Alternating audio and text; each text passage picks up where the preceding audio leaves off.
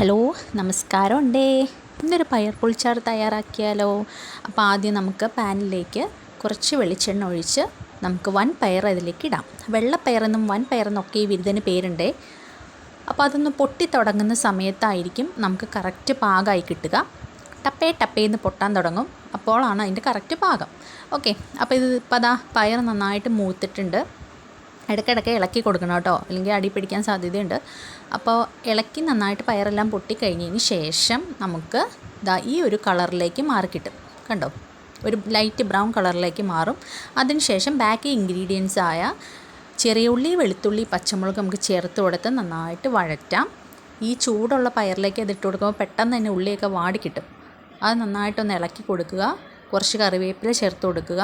പിന്നെ നമ്മളുടെ main ingredients ആയ പൊടികൾ ചേർത്ത് കൊടുക്കാം. 2 ടേബിൾ സ്പൂൺ മല്ലിപ്പൊടി, 1 ടേബിൾ സ്പൂൺ മുളക് പൊടി, കുറച്ച് മഞ്ഞൾപ്പൊടി, കുറച്ച് കുരുമുളക് പൊടി എല്ലാം കൂടി ചേർത്ത് കൊടുക്കുക. പൊടികളൊക്കെ നിങ്ങളുടെ ഇഷ്ടത്തിന് ചേർക്കുക കേട്ടോ. അതിനുശേഷം ഈ പൊടികളിട്ട് മൂത്തതിന് ശേഷം ചെറു ചൂടുവെള്ളം ഒഴിച്ചു കൊടുക്കുക, അല്ലെങ്കിൽ ടേസ്റ്റ് മാറിപ്പോവും. അതിനുശേഷം കുറച്ച് ആവശ്യത്തിന് ഉപ്പും കൂടി ചേർത്ത് കൊടുത്ത് കുക്കറിൽ വേവിച്ചെടുക്കുക. ഓരോ കുക്കറിനും വ്യത്യാസം ഉണ്ടാവും. നിങ്ങളുടെ വേവിനനുസരിച്ച് വേവിക്കുക. എനിക്കിവിടെ 3 വിസിൽ വേണ്ടി വന്നു മീഡിയത്തിൽ. അപ്പോൾ നിങ്ങൾ വേവിച്ച് നോക്കുക കേട്ടോ.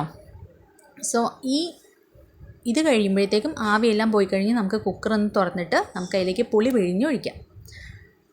അപ്പോൾ ഇപ്പോൾ ഞാൻ ഇവിടെ കുറച്ച് പുളി എടുത്ത് വെച്ചിട്ടുണ്ട്. ഇത് ഞാൻ പിഴിഞ്ഞ് അതിലേക്ക് ഒഴിക്കാൻ പോവുകയാണ്. പുളി പിഴിഞ്ഞൊഴിച്ചതിന് ശേഷം ഒരുപാട് നേരം തിളപ്പിക്കേണ്ട. കണ്ടോ, ഞാൻ പിഴിഞ്ഞൊഴിച്ചു. അതിനുശേഷം ലാസ്റ്റ് ഇനി താളിച്ചാൽ മാത്രം മതി. നമ്മുടെ കറി റെഡി.